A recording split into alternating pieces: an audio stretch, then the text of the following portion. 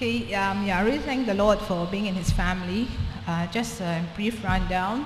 Came to the Lord now, it's almost, this year will be 5 years. And before that, I was very stubborn. I didn't want to, when I was witnessed to and told about receiving the Holy Spirit, I was not listening. I think that was all a whole lot of rubbish.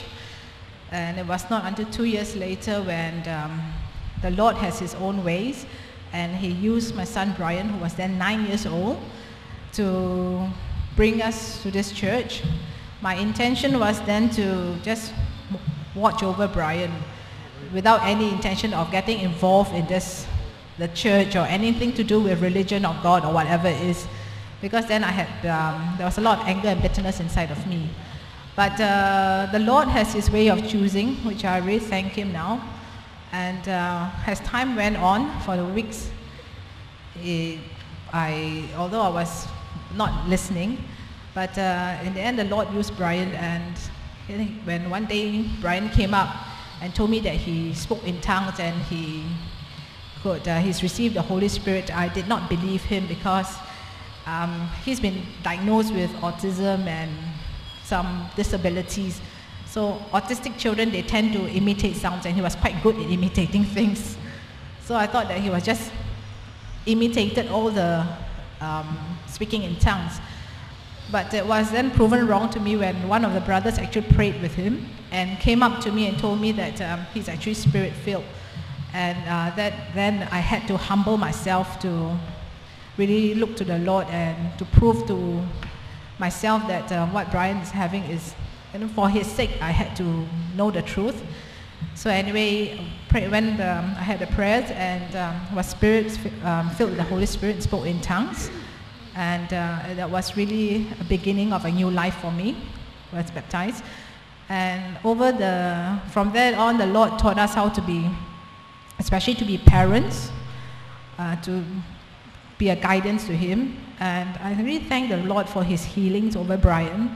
He has grown confidently and grown this way, as every one of you know.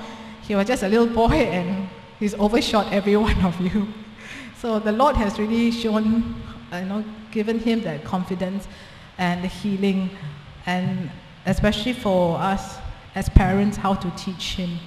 So I really thank the Lord for that, But over these years, we have a lot of blessings. The Lord has taught us a lot of things, teachings.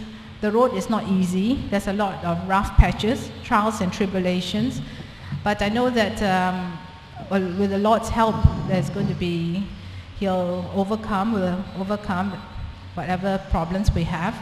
And recently, I just want to share that just about almost a month ago, it's a healing. I had been having this tennis elbow, they call it, and the bone here was really swollen, and I had really problem with my right arm. It got so bad that at times I was very numb. I could not even feel anything, and a lot of weakness.